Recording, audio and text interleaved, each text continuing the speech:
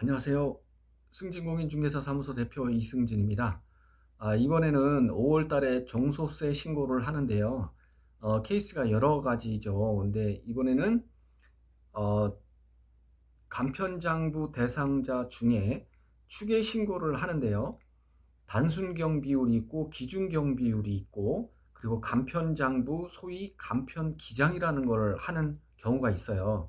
근데 이번에는 간편장부 대상자 중에 기준경 비율, 즉 2,500에서 7,500 구간인 사람에 한해서 기준경 비율로 신고를 할 거냐, 추계로, 아니면 간편장부 기장을 할 거냐 하는 겁니다. 그래서 요번에는 케이스가 기준경 비율로 하는 사업자가 있고, 그리고 간편장부, 간편기장을 하는 경우가 있어요. 그 경우 두 가지에 해당하는 실제로 한번 따라하기를 한번 해볼게요. 그래서 지금 사장님들 해당하는 그거를 좀 응용해가지고 이걸 한번 보시고 응용을 해가지고 그대로 따라하시면은 충분히 하실 수 있어요. 근데 좀 까다롭습니다. 예, 좀 까다롭고 어렵긴 한데 제가 매년 저 스스로 다 해오고 있어서 저는 뭐 쉽다고 생각하지만 여러분들은 좀 까다로울 수 있어요. 그러나 좀 연습해보면서 하나씩 하나씩 단계 넘어가면 충분히 하실 수 있어요. 그래서 세무사 비용 안 들어가고 할 수 있으니까 한번 따라하기 한번 해보시고 그리고 응용해가지고 한번 해보세요. 네, 한번 해보겠습니다. 자, 종합소득세 신고 한번 해보겠습니다. 종합소득세 신고하기 가시고요.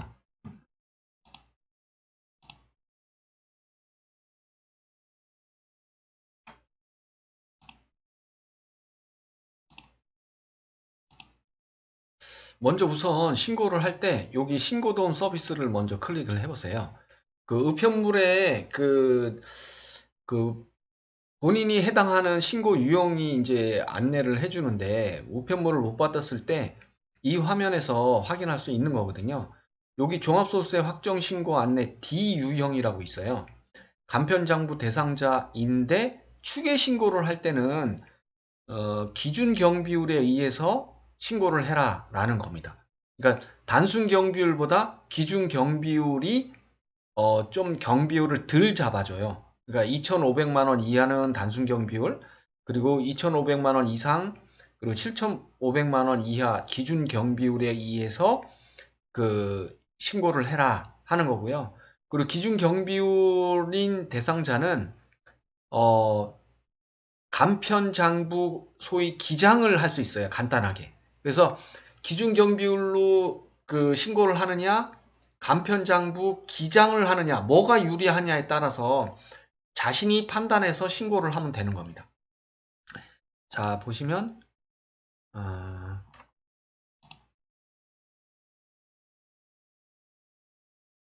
여기 이렇게 신고해야 될 게 이제 부가가치세 신고를 해서 자동으로 작년께 이제 올라붙었는데요.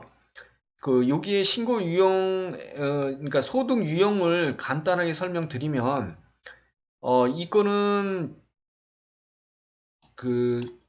소상공인 부가가치세 감면받은 금액에 대한 소득을, 신고해라 라는 거고요. 임대소득이고요. 임대소득, 그리고 만원, 2만원, 이런 거는 전자신고 했을 때, 감면해준 금액이 뜨는 거고요. 그리고 이건 공인중개사 사업이고요. 그리고 이것도 소상공인 부가가치세 감면받은 코로나 때문에 감면해준 그 금액에 대한 소득 신고를 해라라는 거고요. 이거는 이제 소프트웨어 개발 쪽 소득이고요. 이거는 이제 임대소득이고요. 그리고 아까 말씀드렸던지 소규모 사업자 부가가치세에 감면해 준 거 있거든요. 그 금액이 여기 이렇게 뜨는 거예요. 그러니까 이 소득을 또 신고해라 라는 겁니다. 그리고 밑에 내려가시면 국민연금 보험료 낸 금액이 있고요. 그리고 소상공인 퇴직연금 부금 내역이 있습니다. 이렇게 참고해서, 그리고 주택임대사업 소득이 있으면 여기 또 올라붙어요. 신고한 거. 요거대로 신고하시면 됩니다. 자, 실제로 한번 가보면요. 제가 미리 입력을 해놨어요. 처음부터 이렇게 입력을 하면 이거 시간 엄청 걸려요. 그래서 제가 미리 입력을 해놓고 설명드리는 게 빠르기 때문에, 제가 이렇게 해보겠습니다.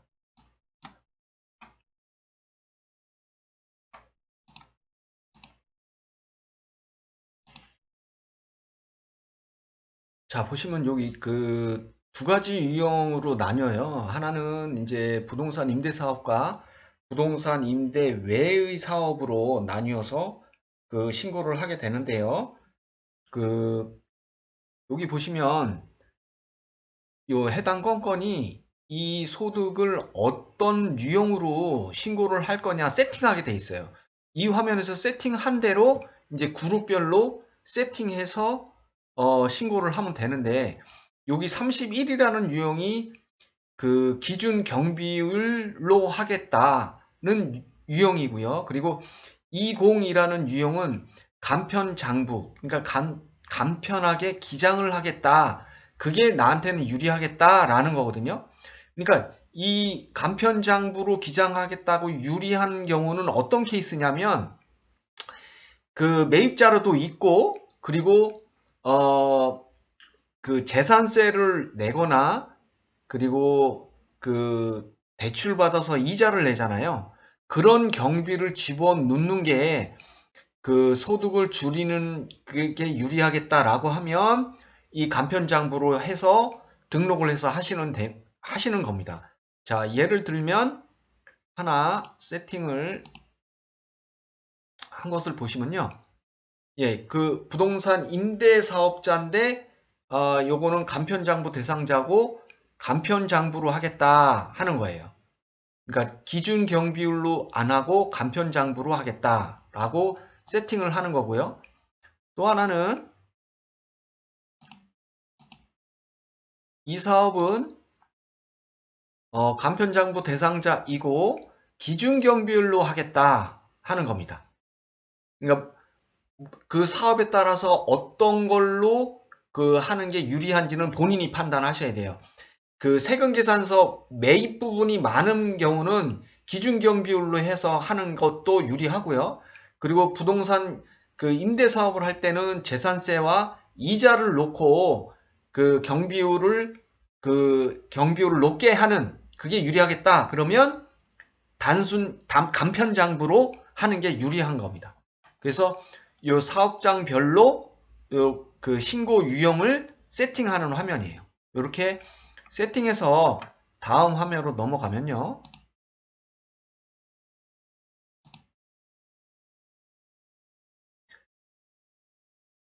자, 여기는 이제 기준 경비율로 선택한 그룹이 나옵니다. 그래서 이 매입 부분이 매입 계산서가 많은 부분이거나 뭐 직원 인건비 부분이 많거나 이럴 때 이런 기준 경비율로 해서 하는 게 유리해요. 그래서 그건 본인이 판단하셔서 뭘로 하겠다 이렇게 하시면 돼요. 그리고 여기서 보시면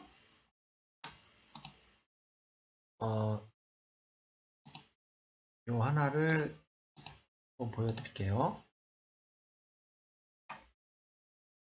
자, 여기 보면은 매입 비용이라고 있죠. 여기가 이제 세금 계산서, 매입 계산서나 신용카드 뭐 이런 거를 매입을 잡는 거예요. 그리고 인건비 나간 거, 사업소득 인건비 나간 거를 여기 등록하게 돼 있습니다. 그렇게 등록을 하고, 그리고 기준 경비율로 계산된 경비는 자동으로, 그러니까 다른 경비는 올리면 안 돼요. 그러니까 증빙 서류가 있는 매입 자료나 인건비 하고 다른 경비율은 제외하고 자동으로 계산해주는 경비율에 의해서 된 금액을 합산하면 매입 부분과 인건비와 경비 따져서 최종 소득 금액이 나오는 겁니다. 이해되셨죠? 네, 그렇게 세팅을 하는 거고요. 그리고 이것도 마찬가지예요. 소프트웨어 개발을 회사인데 여기 보면 증빙 서류, 매입 계산서가 이만큼 있다. 그리고 인건비 나간 게 이렇게 있다. 이렇게 해서 기준 경비율에 의한 경비가 이만큼 있다. 그래서 소득 금액이 이만큼이다. 라고 되어지는 겁니다. 그래서 이 세 가지는 다 기준 경비율에 의해서 지금 계산이 된 거고, 그 다음 넘어가시면요.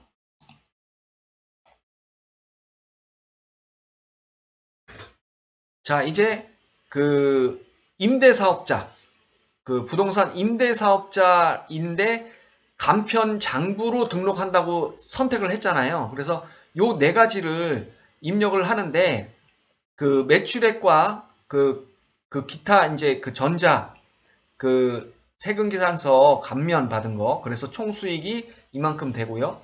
여기에서 입력할 게, 이 사업장은 이제 대출받은 이자, 총 1년 동안의 이자를 입력을 했습니다. 그리고 등록을 하게 되면 여기 이제 필요 경비가 올라붙는 게 되는 거예요. 그리고 또 다 똑같은 동일한 사항이고요. 요거 한번 볼까요? 요거를 보면 이거는 이제 매출액이 이만큼 되는데, 이거는 이제 세금 계산서가 있어요. 매입 세금 계산서가 있어요. 그래서 여기다가 매입 세금 계산서를 넣으시고, 그 다음에 이제 재산세 내셨잖아요. 재산세 넣은 거 넣고, 그리고 대출 이자, 1년 동안 대출 이자 그 합산을 넣고, 그래서 일반 관리비가 이만큼 나온다. 그래서 필요 경비가 이만큼 총합이 이렇게 됐다는 겁니다. 그래서 합산을 보면 그 매출 금액이 이건데 필요 경비 총 토탈 이렇게 그 인정을 받는 겁니다. 이해되셨죠? 예. 그래서 이제 넘어갑니다.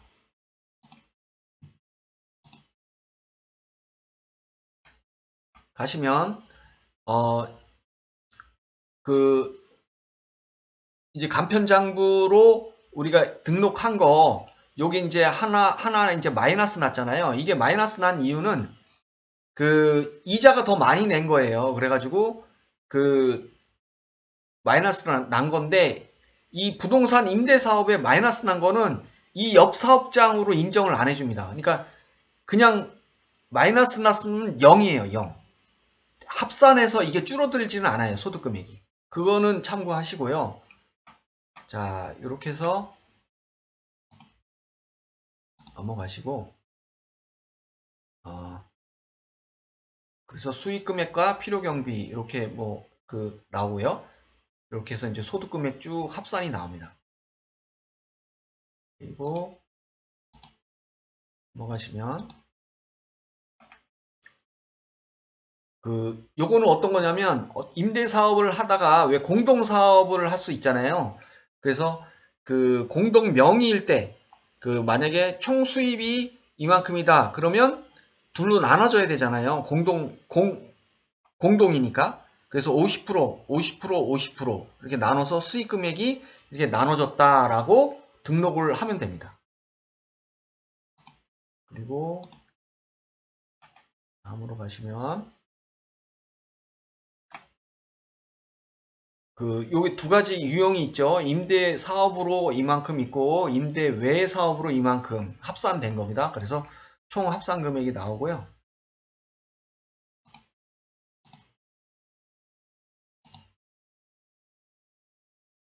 자, 이제 소득 공제. 자, 여기서 본인 한 명만 공제를 받을 건지, 부부간에 누구를 몇 명을 누구한테 올릴 건지 잘 생각하셔야 돼요. 그래서 1인당 150만 원씩 기본 공제 받을 수 있으니까요. 그래서 이 케이스는 이제 2명의 자녀를 올렸습니다. 그래서 총 본인과 자녀 2명 해서 450만 원, 그리고 국민연금 낸 거 입력하시면 되고요. 그리고 소상공인 부금 내신 거 입력하시면 되고,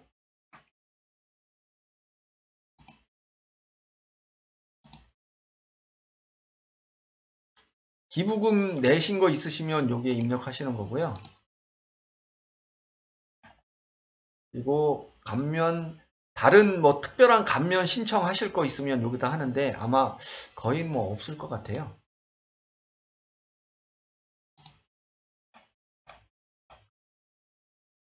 세액공제, 뭐 이것도 뭐 별 의미 없고요.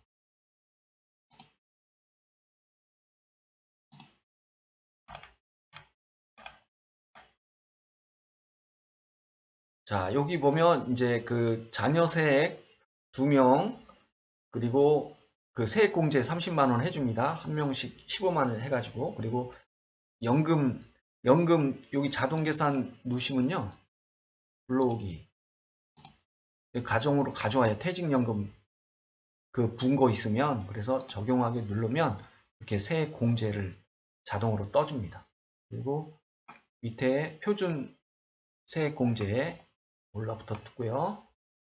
그 다음에 전자신고 했죠? 그래서 2만원. 예, 그래서 세액공제 합계가 이 정도 된다. 그리고 다음으로 넘어갑니다.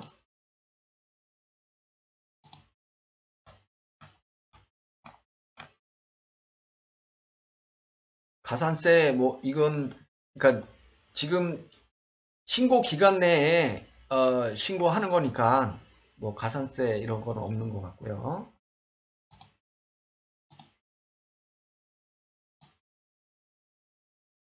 기납부세액 없습니다. 그래서 다음으로 넘어갑니다. 자, 이제 세 계산세 표가 나왔고요. 그 총 그 소득 금액 나오고 과세 표준이 나옵니다. 그리고 세율 6%, 1200만 원 이하 6%. 그래서 세액이 나오고요. 그리고 결정세액이 나오게 됐습니다. 그래서 결정세액 나왔고요. 이에 동의하며 신고서를 제출합니다. 그래서 작성 완료.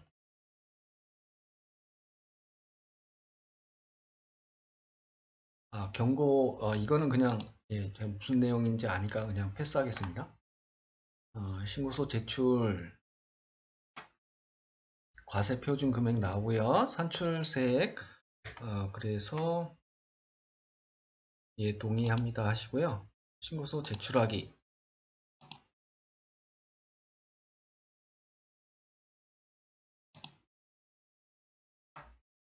네, 접수 내용 확인하였습니다 하시고, 신고 내역, 조회하기. 네, 여기 신고서 보기 보시면,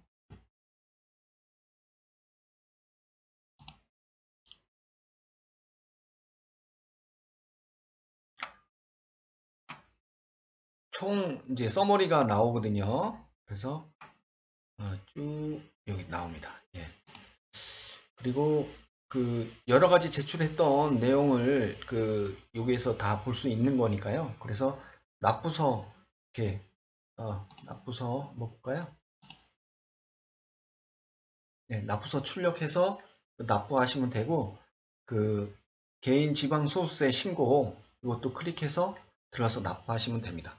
자, 여기까지 이 좀 약간 좀 어려워요. 어려운데 그래도 하실 수 있어요. 이렇게 따라서 이렇게 해보시거나, 제일 중요한 거 포인트는 간편장부 대상자인데 기준 추계로 할 때 기준 경비율로 받느냐, 아니면 간편장부 기장으로 해서 하는 게 해당 사업장에 뭐가 유리한지를 체크해 가지고 그거에 맞게 이렇게 신고를 하면 될 것 같습니다. 그래서 요번에는 간편장부 대상자가 기준경비율과 간편장부 기장을 하는 그런 형태를 알아봤습니다. 좀 도움이 되셨나요? 네, 도움이 되셨으면 좋아요하고 구독하기 좀 부탁드리고요. 다음에 또 좋은 내용으로 따라하기 한번 해보도록 하겠습니다. 감사합니다.